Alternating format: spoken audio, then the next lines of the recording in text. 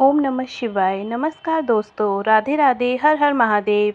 स्वागत है आपका हमारे चैनल उमंग्स वर्ल्ड में। दोस्तों, भगवान शिव को देवों का देव महादेव कहा जाता है। वे जितने सरल हैं, उनका स्वरूप उतना ही रहस्यमय और अद्भुत है। क्या आपने कभी सोचा है कि भगवान शिव को भोलेनाथ क्यों कहा जाता है?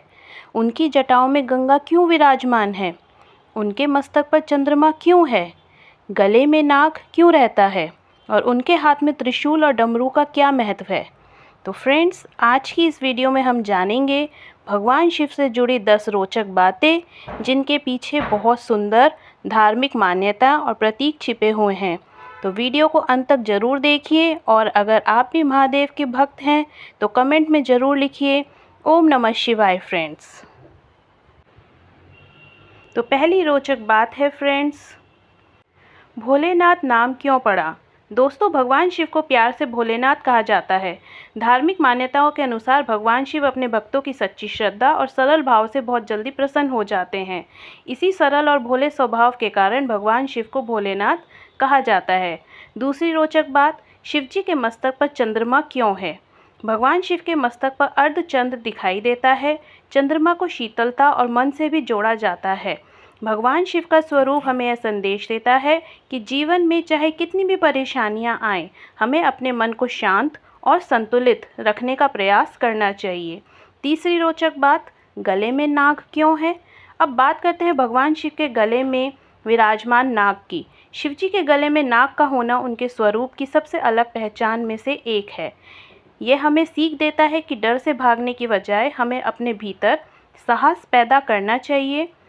तो बोलिए फ्रेंड्स, हर हर महादेव। चौथी रोचक बात, शिव जी की जटाओं में गंगा। भगवान शिव को गंगाधर भी कहा जाता है। धार्मिक कथा के अनुसार जब माता गंगा पृथ्वी पर आने वाली थी, तब उनके वेग को संभालना बहुत कठिन था।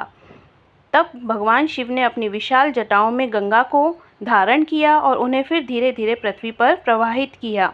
इसी कारण शिव जी की जटाओं से निकलती हुई गंगा उनके स्वरूप का महत्वपूर्ण हिस्सा बन गई। भगवान शिव की पांचवी रोचक बात है, भगवान शिव का तीसरा नेत्र। भगवान शिव के 3 नेत्रों की बात आपने जरूर सुनी होगी।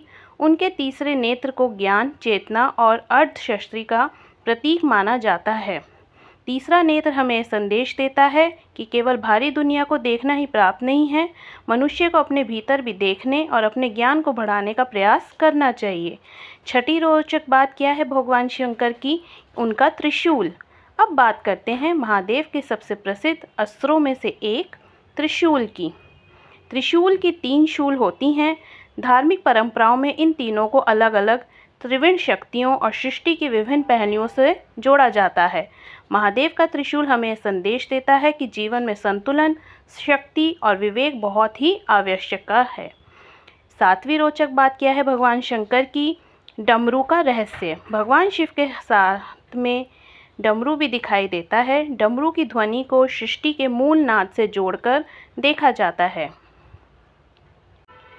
तो भगवान शिव के तांडव और डमरू की ध्वनि का वर्णन धार्मिक परंपराओं में बहुत सुंदर तरीके से मिलता है। 8वीं रोचक बात है नंदी। नंदी कौन है?